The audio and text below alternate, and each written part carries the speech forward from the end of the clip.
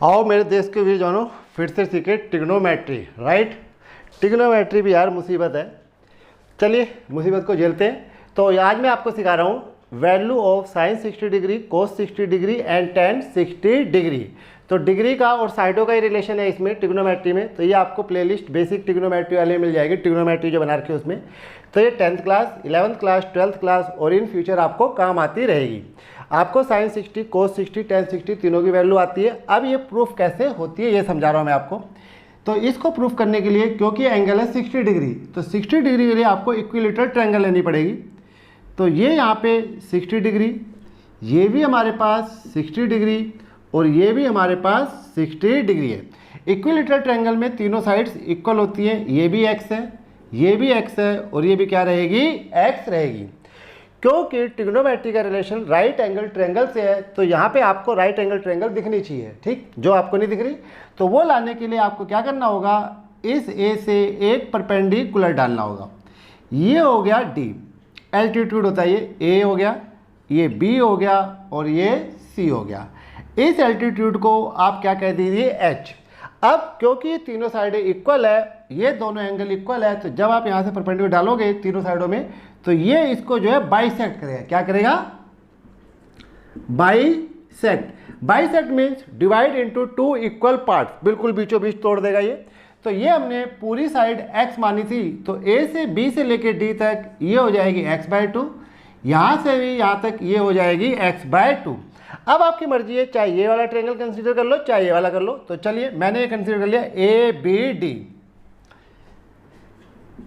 In triangle ABD angle D equal to क्या रहेगा, 90 degree. तो ये आपके पास परपेंडिकुलर है, राइट, 90 डिग्री। इधर की तरफ से देखोगे तो भी 90 डिग्री। तो 90 डिग्री से हमने हाइपोटेन्यूज, ये परपेंडिकुलर और ये हो गया base. Using Pythagoras, using Pythagoras, इसको जो है ज्योमेट्री की लैंग्वेज में कंस्ट्रक्शन कहते हैं। कि हमने यहाँ से यहाँ तक जो परपेंडिकुलर डाला ये कंस्ट्रक्शन करिए। तो ज्योमेट्री में आप अपनी तरफ से कोई भी कंस्ट्रक्शन कर सकते हो, आजाद हो। तो यहाँ पे इसकी प्रॉपर्टी लगाई पाइथागोरस की। तो AB square equal to BD square plus में AD स्क्वायर। AB हमारे पास x है, तो ये हो जाएगा x स्क्वायर, BD x/2 का स्क्वायर, AD ये हो जाएगा h स्क्वायर। इस हिसाब से x square minus x²/4 is equal to h square. 4 एकम 4, 4 में से 1 गए 3, 3x² अपॉन में 4 is equal to h square. h निकालोगे तो स्क्वायर रूट 3/2 इंटू x। कोई डाउट पूछ लो, समझ गए? तो कोशिश करता हूँ इसी बोर्ड पे आ जाए। तो अब हमने इस ट्रायंगल को लिया, ये मैंने शेड कर दिया। अब अगर इस ट्रायंगल में मुझे साइन 60 डिग्री चाहिए, तो साइन 60 परपेंडिकुलर अपॉन में हाइपोटेन्यूज, परपेंडिकुलर ये हमने कैलकुलेट कर लिया, स्क्वायर रूट 3/2x। तो इस हिसाब से perpendicular square root 3/2x upon में हाइपोटेन्यूज ये कितना है, x। कोई डाउट? x ये आप 1 1 1 2 2 2 3 3 3 भी ले सकते हो, लेकिन इससे कन्फ्यूजन बढ़ जाती है। इसलिए मैथ जो है अलजेब्रा में आता है, वो इसको x मान लेता है। इसका मतलब ये हो गया x is any real number. इस x से ये x कैंसिल कर दोगे, तो इस तरीके से आपने सीख लिया कि साइन 60 डिग्री की वैल्यू जो है कितनी आ गई, स्क्वायर रूट 3/2। ये चीज़ जो है मैंने आपको साइन 45 कोस 45 में भी सिखाई थी। ठीक है, तो अब ये थोड़ा सा रब करते हैं, फिर इसके बाद जो है मैं इसको लिखता हूँ और रेडियन में भी लिख देता हूँ। चलो अब मैं सिखाता हूँ कोस 60, क्योंकि कोस थीटा जो है रेशियो होती है बेस अपॉन में हाइपोटेन्यूज। तो यहाँ पे अगर आप बेस देखें तो ये थीटा है और ये 90 डिग्री है, तो थीटा और 90 डिग्री के साथ बेस होता है, तो बेस हो गया x/2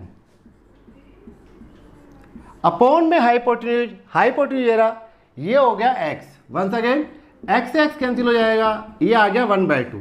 तो इस तरीके से कोस 60 डिग्री 1/2। अब आपको चाहिए tan of 60 degree. tan theta perpendicular to क्या होता है, बेस। एक डायग्राम में परपेंडिकुलर h है और बेस आपके पास ये है, तो h की वैल्यू हम कैलकुलेट कर ही चुके थे। तो इस हिसाब से आप देखें तो ये हो जाएगा स्क्वायर रूट 3/2x अपॉन में बी डी बेस, ये हो गया x/2।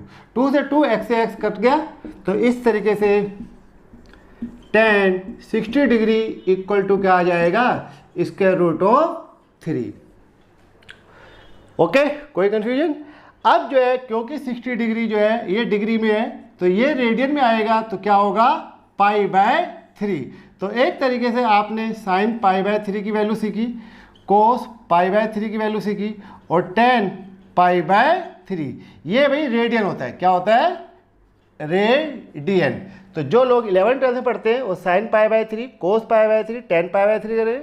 जो 10th क्लास में पढ़े sin 60, cos 60 और tan 60। तो होप करता हूँ आपको ये वीडियो अच्छी लगी है, राइट। तो अब रह गया मेरे पास जो बताना था, वो था sin 30 डिग्री। तो वो आपको अगली वीडियो बताते हैं, तो इनको देखते रहा करो जब जब मन करे, ठीक है। आपको धीरे धीरे समझ में आ ही जाएगा, 101% समझ में आ जाता है, कोई प्रॉब्लम नहीं है।